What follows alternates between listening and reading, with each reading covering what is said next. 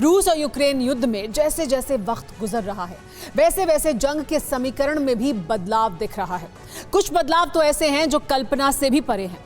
ऐसा ही एक परिवर्तन है साउथ एरिया में, जहां इस वक्त सबसे भीषण जंग छिड़ी हुई है। खेरसॉन क्षेत्र में हालात ये हैं कि एक तरफ बारूद बरस रहा है तो दूसरी तरफ रूस और यूक्रेन की सेना ठीक आमने सामने गोलीबारी कर रही है। लेकिन इसमें एक चौंकाने वाली बात यह है कि इस बार रूस की सेना बारूदी बवंडर का सामना कर रही है। दावा किया जा रहा है कि इस क्षेत्र में यूक्रेन भारी पड़ रहा है। आखिर कैसे हुआ इतना बड़ा बदलाव और कैसे यूक्रेन ने हासिल की ये ताकत, देखिए इस एक्सक्लूसिव रिपोर्ट में। 195 दिन, तेज प्रहार, यूक्रेन ने किया पलटवार। कल्पना से परे, लेकिन सच यही है। रूस को जितनी बारूदी तबाही मचानी थी, मचा चुका है। अब पलटवार की बारी यूक्रेन की है। लेकिन पलटवार की ये तस्वीरें डोनबास रीजन की नहीं है। ना तो यूक्रेन फोर्स डोनेस्क में दाखिल हुई है, ना ही लुहांस्क में बारूदी एंट्री हुई है। ऐसा इसलिए क्योंकि रूस ने इस रीजन को ऑटोनॉमस क्षेत्र बताकर कब्जा करने से पल्ला झाड़ लिया, जो भविष्य में इस क्षेत्र को वापस हासिल करने में मदद करेगा। लेकिन हाहाकारी जवाब रूस को हर कीमत पर देना। इसलिए नई रणनीति के तहत यूक्रेन ने इस जंग में बारूदी कमबैक किया और क्षेत्र चुना है दक्षिण। जंग में रशियन फोर्स को बैकफुट पर धकेलने की कोशिश करने वाली ये तमाम तस्वीरें दक्षिणी हिस्से की है, जहां भयानक जंग जारी है। और इस जंग में अब तक यूक्रेनी फोर्स रूस के मुकाबले आगे नजर आ रही है। यूक्रेन यहां तक दावा कर चुका है कि इस हिस्से से रूस की सेना पीछे हट चुकी है। वो उस दायरे में सिमट रही है जहां 2014 में रूस कब्जा कर चुका है। तो क्या यूक्रेन के सामने रूस घुटने टेकने पर मजबूर हो गया है? क्या यूक्रेनी फोर्स को रोकने में रूसी हथियार नाकाम हो गए हैं? क्या रूस ने दक्षिणी हिस्से पर कब्जे का प्लान बदल दिया है? या फिर यूक्रेन को रूस के खिलाफ जंग में कोई बड़ी मदद मिल गई है? हर सवाल अपने दायरे में यूरेशिया के हालात पर बिल्कुल सही समय पर उठा है।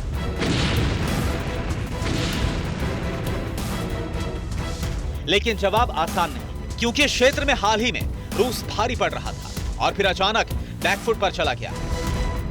इसका मतलब ताकत जुटाकर निकट भविष्य में हाहाकारी अटैक भी हो सकता है। और अगर ऐसा हुआ तो इन सवालों का औचित्य खत्म हो जाएगा। इसलिए अतीत से अब तक के हालातों को समझिए और यूक्रेन के दक्षिणी हिस्से में छिड़ी इस भयानक जंग की वजह का आप खुद आकलन कीजिए। पिछले कुछ दिनों से रूस और यूक्रेन के बीच खेरसॉन रीजन में भयंकर जंग जारी है, क्योंकि दावों के मुताबिक डोनबास के बाद यही वो इलाका था जहां रशियन आर्मी ने धावा बोला था। लेकिन सहयोगियों से मिले हथियारों की बदौलत यूक्रेन की आर्मी ने रशियन फोर्स को पीछे धकेलने के लिए एक बार फिर इस इलाके में हमला कर दिया है। तो इस युद्ध में इस जगह पर नए सिरे से हाहाकार मच गया है।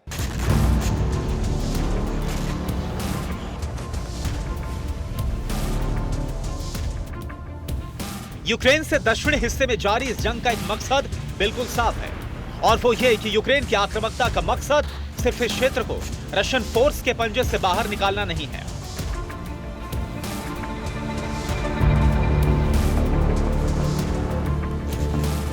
बल्कि जंग में रूस को हराना भी है, ताकि रूस पर लगी जंग छेड़ने की तोहमत को गुनाह साबित करके उसे जलील किया जा सके। लेकिन यह होगा कैसे? दरअसल यूक्रेनी फोर्स दक्षिणी हिस्से में इसलिए ज्यादा आक्रामक है क्योंकि वहां पर रूस का रसद केंद्र है और यूक्रेनी सेना रशियन फोर्स को रसद लाइन से काटना चाहती है ताकि उनकी दिक्कत बढ़ जाए। ऐसे में भूखे पेट जंग लड़ने में रशियन सैनिक अगर नाकाम हुए तो रूस पर यूक्रेन की जीत आसान हो जाएगी। इसके अलावा एक मकसद दक्षिण में रशियन सेना के कब्जे वाले क्षेत्र से लगे हिस्सों की सुरक्षा भी है।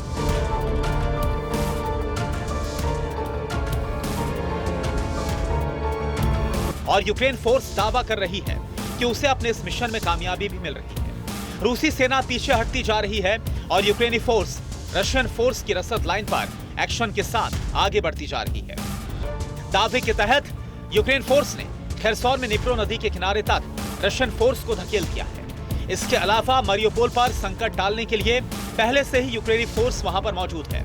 इसलिए दक्षिणी हिस्से में रशियन फोर्स के पास रशियन कब्जे वाले क्रीमिया लौटने के अलावा कोई रास्ता नहीं बचा और वहां पर भी रूसी सैनिक निप्रो की खाड़ी के सहारे ही पहुंच सकती है। लेकिन अब सवाल यह है कि आखिर यूक्रेनी फोर्स अचानक इतनी ताकतवर कैसे हो गई?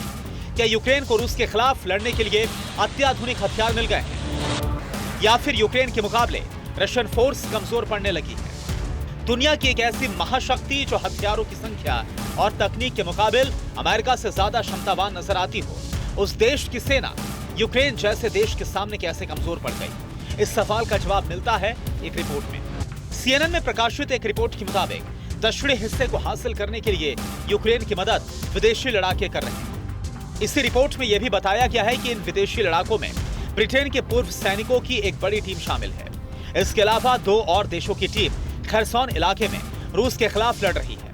विदेशी लड़ाके अत्याधुनिक हथियारों के साथ रूसी फोर्स पर ताबड़तोड़ हमले कर रहे हैं और इन विदेशी लड़ाकों की ब्रिगेड्स को यूक्रेनी फोर्स के पास मौजूद लोकल जानकारी का फायदा मिल रहा है।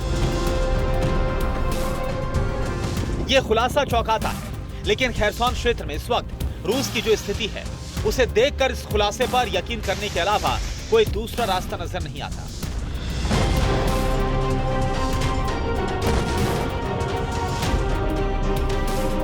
इसके अलावा रिपोर्ट को जिस शख्स के हवाले से प्रकाशित किया गया है वो खुद जंग लड़ने वाला सैनिक है, जिसे जंग में जख्मी होने के बाद फ्रंटलाइन से हटाकर अस्पताल पहुंचाया गया था।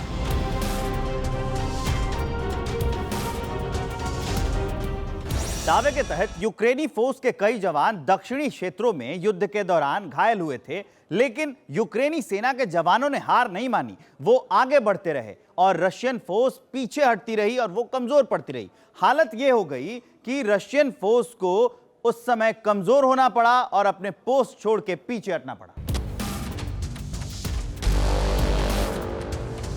यूक्रेन के दक्षिणी हिस्से खरसोन में छिड़ी भयंकर जंग से जुड़े कुछ और सबूत सामने आए, जिससे पता चलता है कि रूस के मुकाबले यूक्रेन काफी हद तक भारी पड़ा है। और खुफिया सूत्रों का दावा यह है कि विदेशी लड़ाकों के साथ सामना करने उतरी यूक्रेनी फोर्स को साउथ में अमेरिका की मरीन फोर्स के पूर्व कमांडर लीड कर रहे हैं,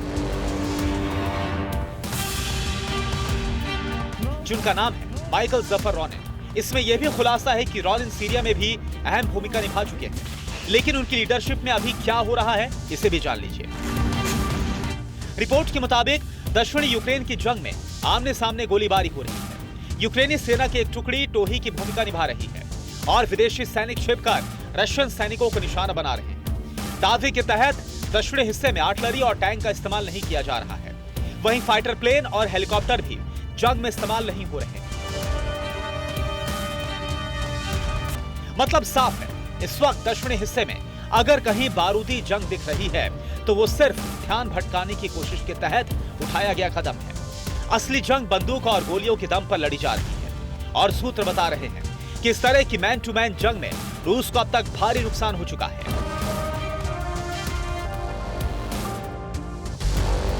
दावा यह भी है कि रूस के ज्यादातर सैनिक जंग में घायल हैं, जिन्हें अस्पतालों में भर्ती किया गया है। हालांकि यह दावा अभी तक सिर्फ यूक्रेन की तरफ से हुआ है, ठीक उसी दावे की तरह जैसे रूस के सेना और सैनिकों के नुकसान को लेकर किया गया था।